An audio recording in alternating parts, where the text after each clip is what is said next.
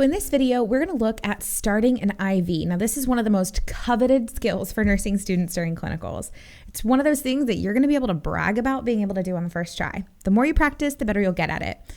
So the other thing to know is it's really hard to actually teach you how to do this virtually. So what we're going to do is show you what the whole process looks like, but really you've got to get in there, get your hands on a patient, and physically practice this.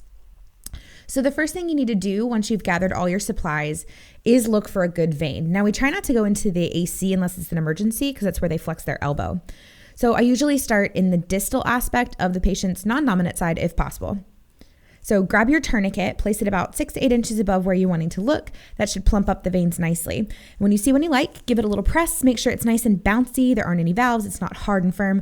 My biggest rule of thumb is you go for what you can feel, not just what you can see. Your eyes will play tricks on you. So once you found a good spot, remove the tourniquet while you get the rest of your supplies ready. Open up your dressing, open up your saline lock and your syringe.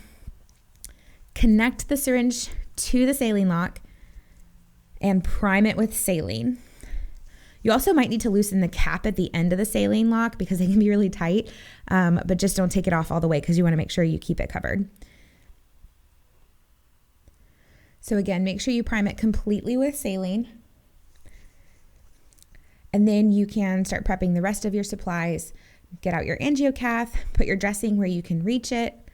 And then you want to grab your roll of tape and pull a small piece of tape off and put it on the table or the side rail, somewhere you can reach it really easily. So before you get started, make sure all of your supplies are within easy reach with one hand. Do not leave them behind you, okay? So now that you're ready to go, you can go ahead and replace your tourniquet about 6 to 8 inches above your insertion site. Palpate again to make sure that the vein is still there, and then use your antiseptic swab to scrub the site clean. So you're gonna want to clean in concentric circles, starting in the middle and working your way out. Now it's important here to know, if you're gonna draw blood cultures off of this IV start, you need to scrub for a full minute with chlorhexidine. So now you can grab your angiocath. In this case, we chose a 20 gauge needle. So once you get it out of the package, take the cap off, and then you want to inspect the catheter. Make sure it's not damaged or kinked in any way. If it is damaged, take the tourniquet off and go get another one, okay? So if you're good to go, you're going to use your non-dominant hand to stabilize the vein below where you're going to insert. Make sure the bevel is up on your angiocath. Usually there's a little plastic piece at the top you can use to guide you. Hold the needle about 15 degrees to the skin. Any steeper, you're going to go right through it, shallower, and you'll miss it. You want to insert firmly, but not too fast. That's the part that becomes muscle memory. Once you're in, you'll see a flash in the chamber. So here's where you need to hold the needle still and advance just the catheter. Now, some needles allow you to do this with one finger, but if it won't, you can use your opposite hand. Use your non-dominant ring finger to put pressure on the vein about 1.5 inches above the insertion site and pull the needle out, activate the safety device. Grab your saline lock, twist it onto the hub of the catheter, and make sure you're continuing to hold that catheter still. You want to gently pull back, make sure you get blood return, and then flush about 5 mils of saline. If you're good to go, keep one hand on the catheter and release the tourniquet with the other. Then you can grab that piece of tape that you pulled off and put it straight over the hub to secure it temporarily. Now, grab your dressing. So put that dressing firmly completely over the insertion site so that it's covered and prevented from infection.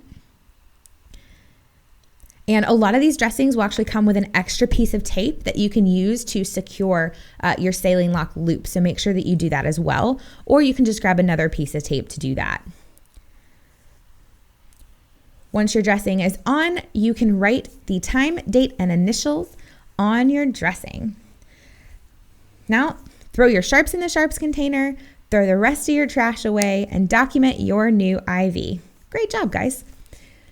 So truly, this is a task that will get better and better the more that you do it. And even if it's your first time, man, go in with confidence and be awesome at this. And also, don't be too hard on yourself. There's times when me as a nurse for 10 years, sometimes I just can't get an IV, and that's okay. Just keep practicing and make sure you keep your confidence level up.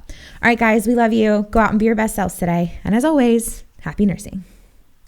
Thanks for watching another nursing.com lesson. Click the link below in the description to watch thousands more lessons over on nursing.com. Also, be sure to hit the subscribe and the little bell to make sure you're reminded when new lessons come out. And if you want to just keep watching more lessons, go ahead and click this video over here to continue learning. Like we always say here at nursing.com, happy nursing.